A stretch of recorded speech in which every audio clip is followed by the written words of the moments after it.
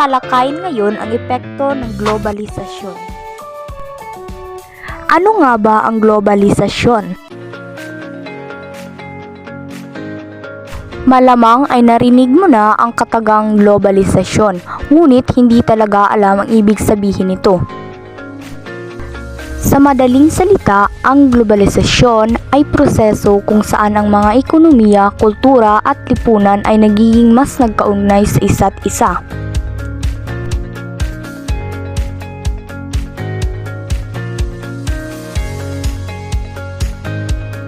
Ito ay pang-ekonomiyang proseso na tumutukoy sa integrasyon at interaksyon ng mga tao at organisasyon ng iba't ibang bansa. Nagiging madali para sa iba't ibang mga bansa na magpalitan ng produkto, teknolohiya, impormasyon at trabaho. Ito ay kababalaghan na nagaganap sa loob ng maraming siglo, ngunit mabilis itong pinabilis sa mga nakaraang taon dahil sa pagsulong ng teknolohiya.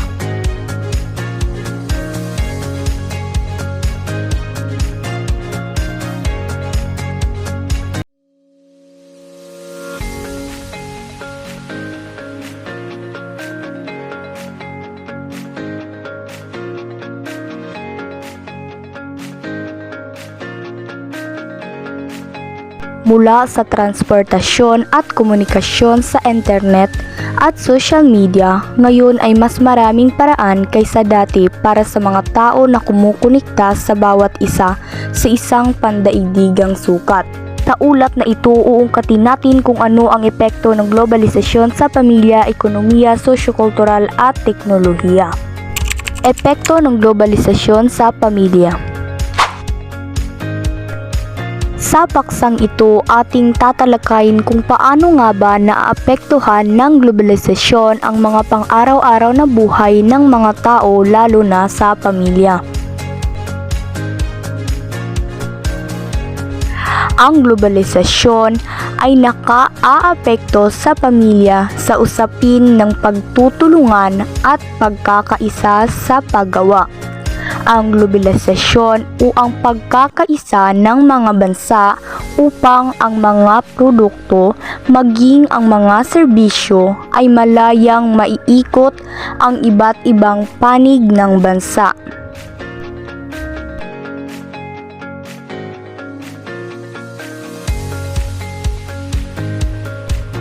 Sa usaping pamilya, ito ay nakakaapekto sa aspeto ng paggawa na kung saan ang bawat miyembro ng pamilya ay nagtulong-tulong upang magampanan ang kanya-kanyang tungkulin. Maaari ring maging epekto ng globalisasyon ang pagkahati-hati ng bawat gawain sa pagitan ng mga kasapi ng pamilya. Halimbawa nito ay ang pag-OFW. Ito ang halimbawa ng epekto ng globalisasyon sa pamilya.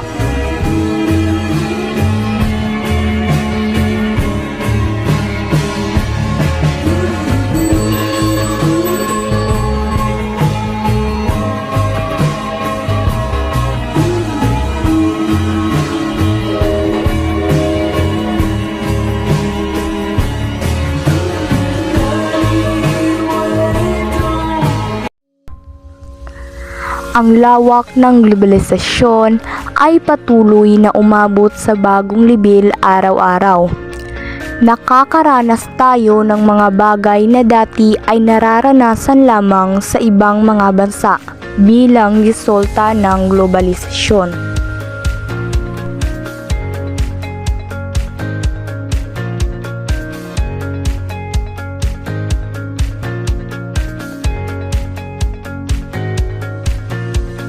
Dahil sa saklaw ng globalisasyon, mayroong tumataas na pagtatalo kung makikinabang ba ito o hahadlangan ang pamumuhay ng Pilipino. Sa kabila nito, ang globalisasyon ay may hindi maiiwasang epekto sa ating pamumuhay. Ang pagsusulat ay dating tanging paraan upang makipag-usap sa mga individual na naninirahan sa malayo.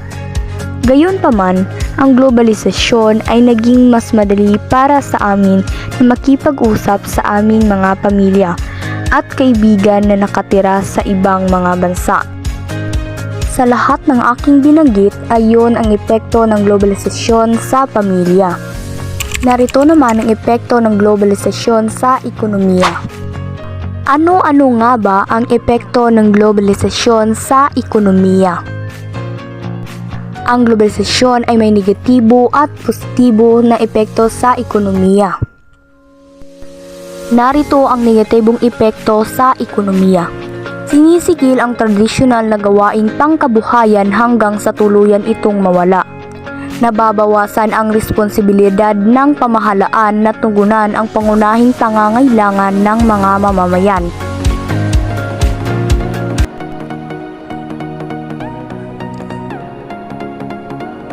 At bumababa ang sweldong tinatanggap ng manggagawa.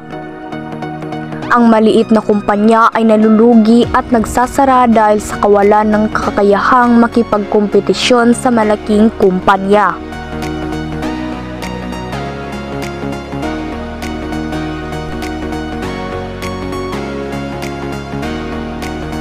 Ang mga produktong hindi kailangan at hindi pinapayagang ibenta sa ating bansa ay pinagbili sa ibang bansa.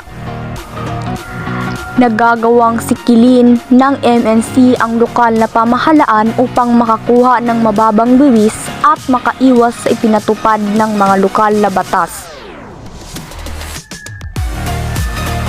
Maaaring bumagsak ang mga lokal na negosyo dahil hindi ito kayang makipagkompetisyon sa mga MNC. Ang kahulugan ng MNC ay multinational company ay tumutukoy sa mga kumpanya o negosyo kung saan ay namumuhunan hindi lamang sa pinagmulang bansa kung hindi ay maging sa ibang bansa.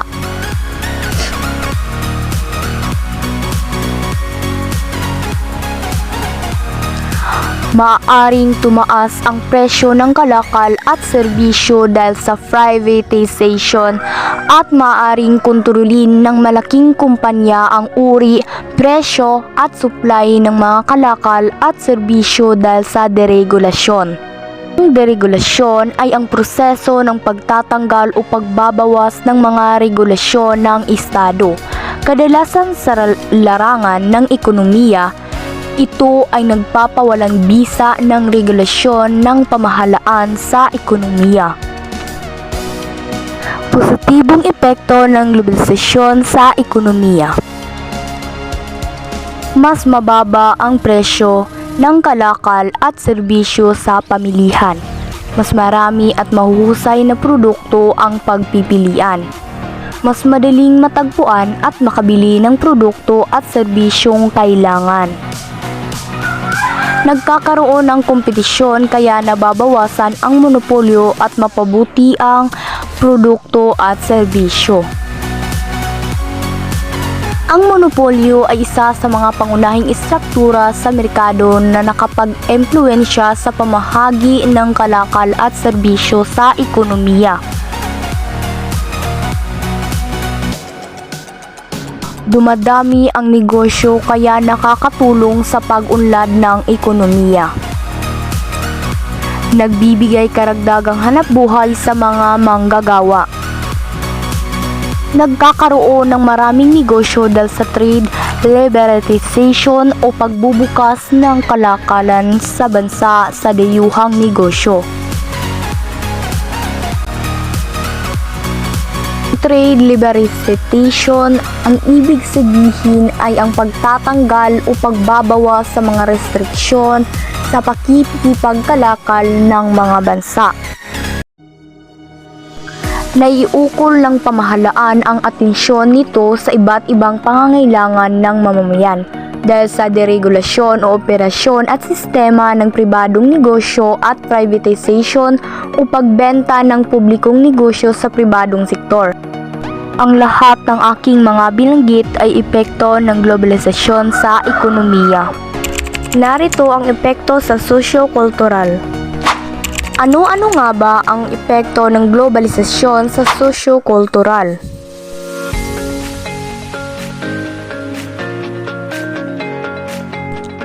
Ang sosyo-kultural ay tumutukoy sa paghahatid ng mga ideya, kahulugan at mga halaga sa buong mundo para sa malawak at pagtingin ng mga ugnayang panlipunan.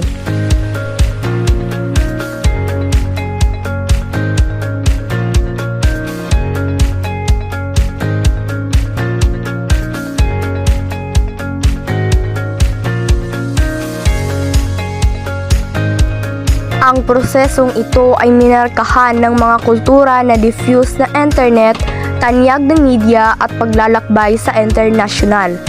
Nagdadagdag ito sa mga proseso ng palitan at kolonisasyon ng kalakal na may mas mahabang kasaysayan ng pagdadala ng kahulugan sa kultura sa bagong mundo.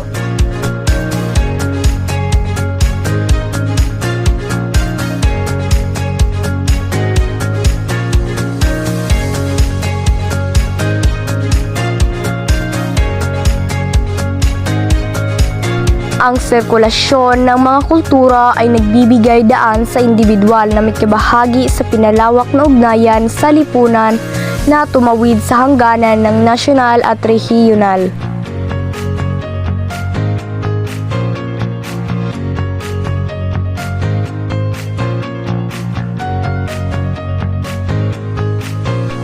Ang pagkalikha at pagpapalawak ng naturang mga ugnayang panlipunan ay hindi lamang sumusunod sa isang materyal na antas.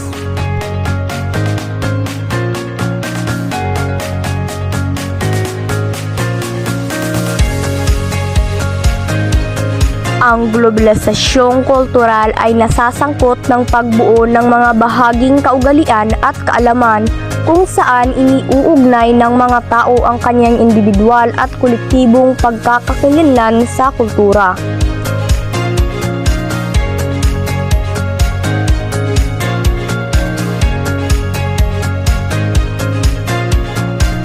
Nagdudulot ito ng pagtaas ng magkaugnay na ugnayan sa iba't ibang populasyon at kultura.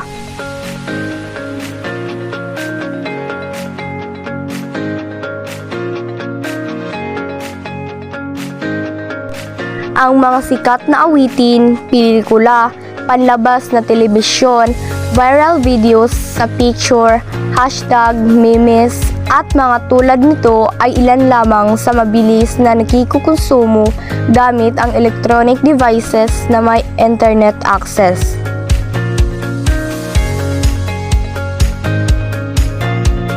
Sa kasalukuyan, dama rin sa Pilipinas ang impluwensyang kultural ng mga Koreano sa anyo ng pop culture dahil sa sikat na pelikula, Korean novela, K-pop culture at mga kauri nito. Sa kabila ng mga positibong naidudulot, kaakibat din ito ay may suliraning may kinalaman sa pagkalat ng iba't ibang uri ng computer viruses at spam na sumisira sa electronic files at minsan ay nagiging sanhi ng pagkalugi ng mga namumuhunan. Ang sosyo-kultural ay ang mabilisang pagkalat at pagpapalaganap ng impormasyon, kultura at kaugalian at iba pang relasyong sosyo-kultural. Ang globalisasyon ay may malaking epekto sa pagbabago ng mga kultura at pamumuhay ng mga tao. Ang mabilis na pag-unlad ng teknolohiya ay nagdulot ng mas mabilis ng pagpapaasa ng mga ideolohiya at mga impormasyon.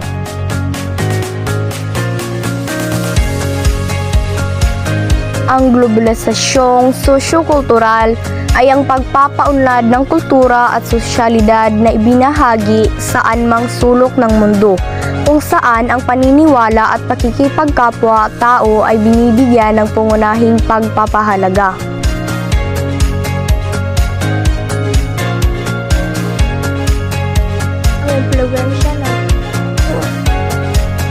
Ang impluwensya nito ay pop culture, pagkain, pananamit, sayaw at musika at pagsasalita.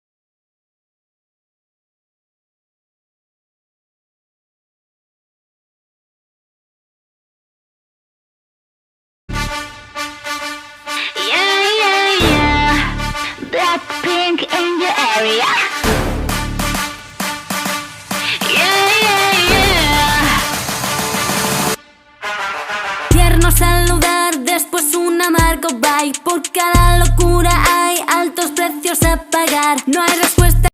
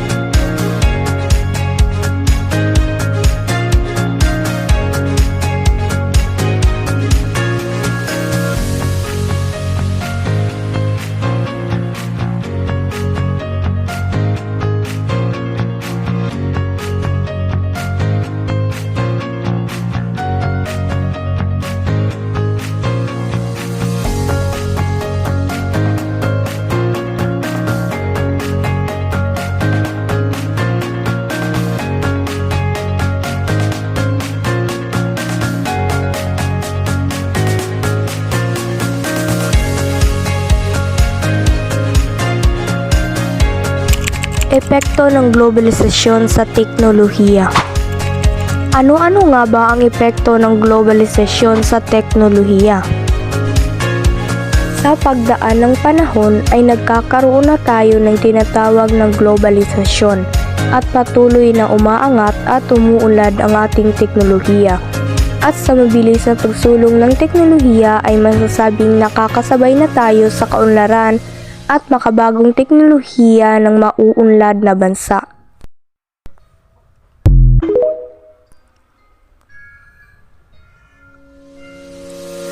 Ang makabagong teknolohiya ay isa ng bahagi ng pang-araw-araw na buhay ng isang tao. Ginagamit natin ang teknolohiya sa halos lahat ng dako.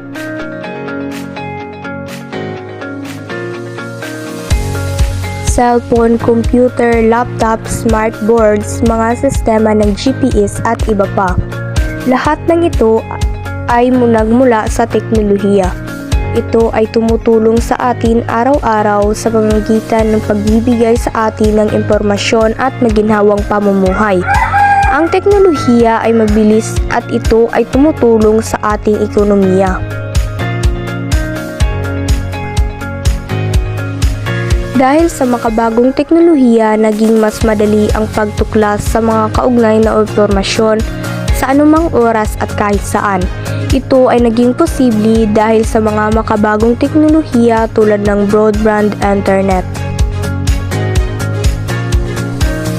Ang impormasyon ay ang kapangyarihan at ang mga taong makahanap ng impormasyon at gagamitin ito ng mahusay ay laging nagtatagumpay. Hinihikayat ng makabagong teknolohiya ang mga makabagong ideya at ang pagiging pagkamalikhain.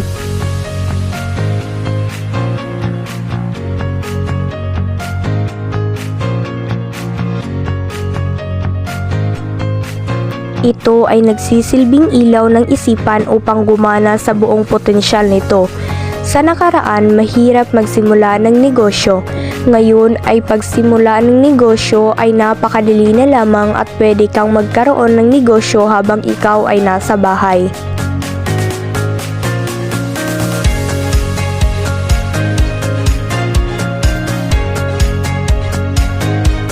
Ang computer ay nakatutulong ng malaki sa ating mga mag-aaral lalong-lalo na sa aspeto ng pananaliksik at pagtuklas. Hindi mo na kailangang maghalukay pa ng sandamukal na mga aklat para kumuha ng kakarampot na impormasyon sa bawat libro. Hindi mo na kailangang maghalukat sa sa mga maalikabok na mga silid-aklatan upang maghanap ng datos na kinakailangan sa iyong takdang aralin.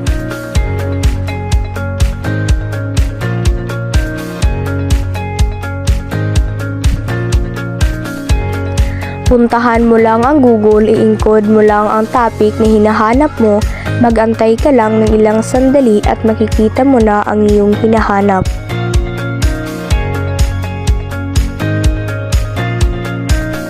Masasabi natin na malaking tulong ang teknolohiya sa pag-unlad ng iba't ibang aspeto ng kaalaman at ng edukasyon.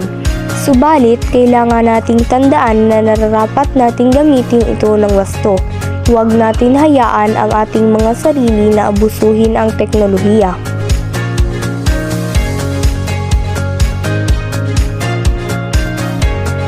Maaaring makapagdulot ito ng mga masasamang epekto sa atin kapag ito ay nagamit sa hindi tamang paraan. Magagandang tulong ng teknolohiya: pagpapabuti ng kanilang pamumuhay, mabilis na nakakahingi ng tulong sa panahon ng pangangailangan tulad ng kalamidad, at mabilis na transaksyon sa pagitan ng mga tao.